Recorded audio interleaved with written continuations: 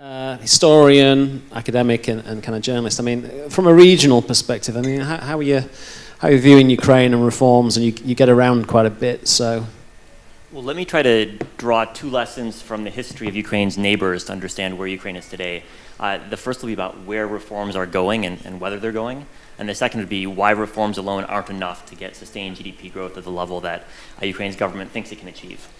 On the first point about reforms, if you look at the coalition that's backed reforms in Ukraine over the past 3 years since Maidan, there's been a couple of different factors at play. One is you've had a lot of foreign pressure from the IMF, from the European Union, from Ukraine's international partners, which has been very productive in pushing the government in a positive direction. Second, you had pressure from the population to actually make change happen on the ground, especially after Maidan. There was a lot of energy coming from civil society, from the electorate. And third, you've had a great group of technocrats in the government that have been very effective at identifying what needs to be done and more or less pushing through the agenda that they set out to do. And where Ukraine is right now, from what I can tell, is that that coalition is breaking apart. You have international pressure is diminishing for a number of reasons. One is because international partners are less focused on Ukraine. The IMF, as we've already mentioned, is potentially losing leverage because Ukraine can already tap international markets. And so there's less reason to think that international partners will be as active in pressuring Ukraine next year as they were last year. So that node of pressure is going to decrease in importance. Similarly, you're seeing a change in the technocrats who are involved in government. This has already happened to a certain extent, but I think it's an open question whether we're likely to see the same people who have been pushing reforms through thus far sticking around in the 3 to 5 year period. That's a question mark. And so Ukraine's going to have to rely a lot more on the third factor, which is popular pressure to keep reforms going. And if you look at the history of reforms over the past 25 years in Central and Eastern Europe, what you notice is that during periods of crisis, it's possible to rely on technocrats and on foreign pressure to push through reform. But if you're looking at a 5 or a 10 or a 15-year time horizon, you need mechanisms that connect popular discontent with actual changes in the government.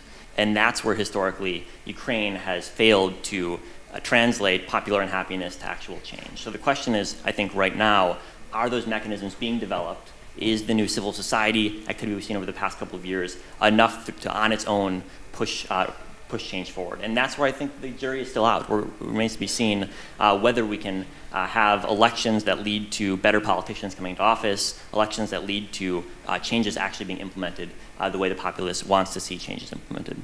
And that also impacts the reform agenda too, because it puts a higher priority on making reforms that are understandable and popular with the populace at large. So during a time of crisis, it's easy to tell the population, we need to do tough reforms because it's a crisis. But as the time from the crisis subsides, it becomes harder to sell reform as something painful, and it becomes more important to find ways where reform is seen as a good thing rather than something that's painful but necessary. So that's a really hard change to make, and certain countries have succeeded. Ukraine in the past has struggled. And so I think right now we need to figure out which path is Ukraine on, and can we get those popular mechanisms to actually affect governance on the ground. So that's my first point, is why reform is going to be tougher next year than it was last year. The second point, drawing again from the experience of Ukraine's neighbors, is that reform alone is not enough. It's absolutely crucial, but it's not enough if you want to see the levels of growth that Ukraine's government thinks Ukraine is capable of achieving. In the last panel, we had the finance minister saying he could envision Ukraine at 5, 6, 7% a year GDP growth. I think that's an optimistic assessment, but if you wanted to get higher GDP growth than you are today, one of the things where Ukraine has really stood out in a bad way compared to its neighbors is the scale of FDI, especially in the 1990s and early 2000s, but even since then, all of Ukraine's neighbors to the west have been getting a lot more FDI than Ukraine. And why is that? One is obviously the reform agenda. It's been more successful than many of Ukraine's neighbors, but that's not the only thing. There are two other factors that I'd highlight. One is infrastructure. If you want to attract companies to invest in Ukraine and have Ukraine be part of their supply chains, you need better infrastructure so they can be confident that just-in-time manufacturing, that their infrastructure is going to be effective to fit in their supply chains. And the second thing, which we've talked less about than I think I expected, is politics. Will Ukraine stay politically stable? What will the 2019 elections look like?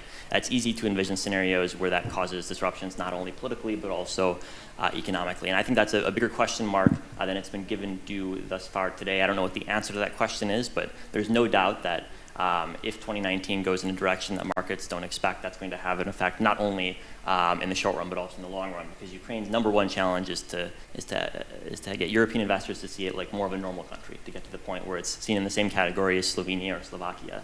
And right now it's not there, and political stability is absolutely crucial to getting it there. So those are kind of the two historical lessons that I would draw out from the history of Ukraine's neighbors and why they've been able to see higher GDP growth over the past 2 decades than Ukraine has.